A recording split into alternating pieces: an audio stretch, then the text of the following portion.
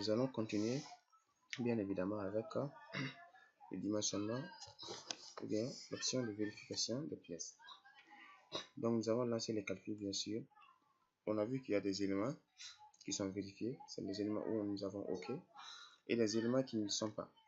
Et parmi ces éléments qui ne le sont pas, nous avons des éléments bien sûr qui portent des ratios inférieurs à 1 mais instables, comme les éléments en jaune ici également. Et il y a également des éléments, d'accord, qui portent des ratios supérieurs à 1 mais sont également tous instables. Donc je vais réduire ici, voilà. Donc il faut comprendre que sur le logiciel, nous avons ce qu'on appelle les ratios, comme je l'ai précédemment touché.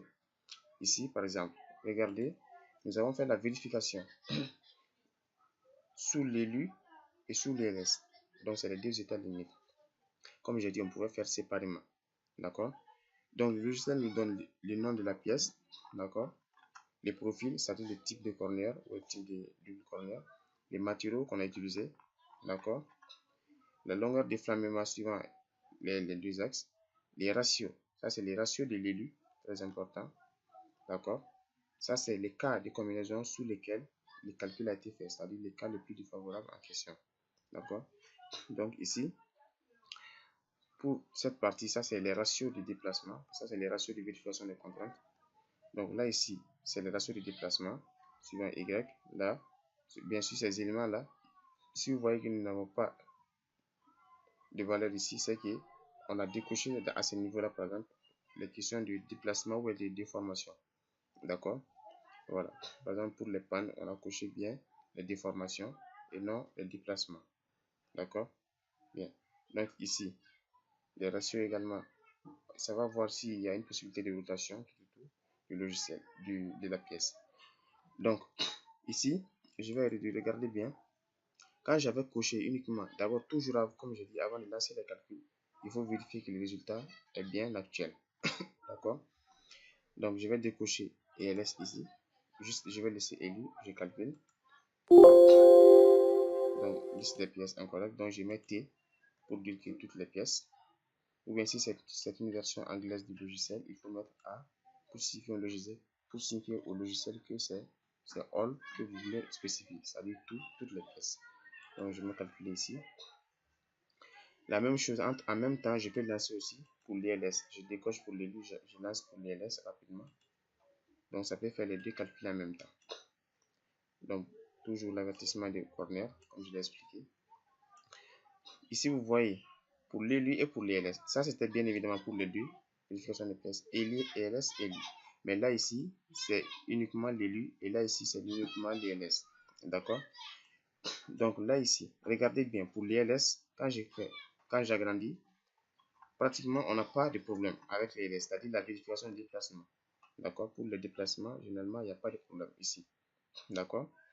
Mais le problème, c'est surtout au niveau de la vérification à l'élu. Parce que pour qu'on ait un problème, il faut que cette partie des ratios, d'accord, soit bien évidemment supérieure à 1. Je vais vous expliquer par la suite. D'accord? Par exemple, pour les déplacements suivant Y, donc c'est surtout un peu, d'accord, concernant les éléments qui fléchissent, en l'occurrence les pannes. D'accord? Donc pour l'ILS, en réalité, on n'a pas de problème. Donc je peux fermer ça. D'accord, annuler. Et là, ici, pour l'élu, ça c'est vérification des pièces uniquement à l'élu et non les deux. D'accord? Quand j'agrandis ça, pratiquement tous les problèmes viennent de là. Vous voyez maintenant, il ne va pas nous montrer pour le déplacement ou les rotations, non, parce que j'ai juste la fenêtre ici de l'élu. Je viens de fermer pour l'ILS. Donc ici, on a des problèmes. Donc, quand j'ai fait double clic sur la tête ici du ratio, regardez, ça va faire un tri. Quand je clique, ça va essayer de trier, d'accord, les éléments avec des ratios, avec les ratios du plus petit au plus grand, d'accord. Et quand je clique encore, ça va faire du plus grand au plus petit, c'est-à-dire dans l'ordre décroissant. Donc on a un grand problème avec bien évidemment des éléments ici. En fait là, les éléments ici sont instables. Vous allez voir par la suite comment les corriger. C'est également très efficace, mais il faut juste comprendre les principes. D'accord? Bien. Donc avant de procéder à la vérification des éléments, on va d'abord faire la notion de ratio. D'accord? Bien. Donc, pour la notion des ratios, pour mieux comprendre la chose, je vais expliquer dans ma note ici. Donc, il faut savoir que les ratios R, c'est tout simplement les rapports entre l'effort appliqué sur l'effort admissible. Quand je dis effort, ça c'est si on parle bien sûr en termes d'effort. Mais ça peut aussi être le déplacement, ou du moins le déplacement, voilà. Ça peut être le déplacement qui est calculé par rapport au déplacement limite de l'élément. D'accord? Donc c'est tout simplement la contrainte ou bien l'effort ou bien le déplacement, d'accord, appliqué ou bien réel suite au modèle 3D sur l'admissible, tout simplement. Par exemple, pour le cas de l'élu, là ici, je vous montre. Voilà, pour le cas de vérification de l'élu, ici nous avons, je vais étendre.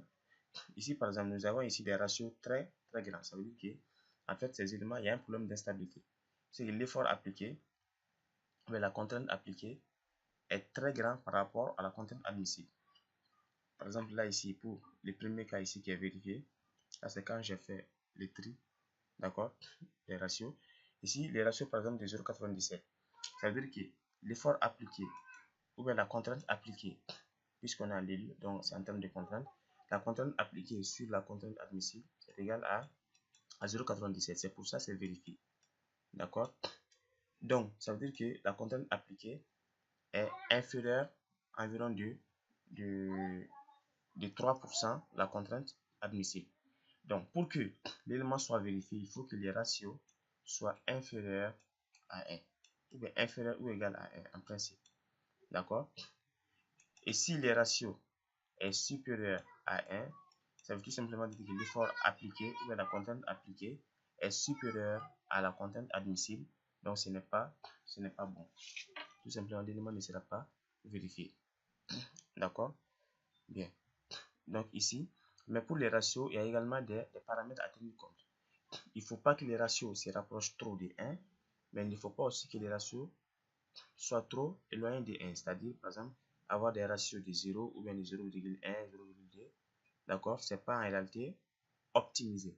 C'est comme si on a par exemple un ratio, un exemple, de 0,1. Ça veut dire que l'effort appliqué, d'accord, est très petit par rapport à l'effort admissible, pratiquement de 90%. D'accord, selon l'effort appliqué est représente juste environ 10% de l'effort admissible. Donc, on peut diminuer soit la section de l'élément dans ce cas pour essayer d'augmenter les ratios et du coup, bien sûr, optimiser le projet. D'accord? Donc, il faut que les ratios soient inférieurs ou égaux à 1. Mais les ratios optimales, d'accord, c'est surtout au niveau de un peu supérieur à 0,5, c'est-à-dire 0,6, 0,7 jusqu'à 0,8. D'accord? Mais quand même, il faut que ça soit inférieur à 1. Parce que quand on descend aussi trop en bas de 0,5, donc c'est comme on peut avoir un problème d'optimisation, d'accord, de la structure, ce qui est aussi un facteur important lors des études. Bien. Maintenant, comment remédier à ces problèmes? C'est ce que nous allons maintenant entamer à la phase de vérification toujours ou bien le dimensionnement et vous allez voir que c'est extrêmement efficace. Bien. Donc d'abord, j'enregistre le projet.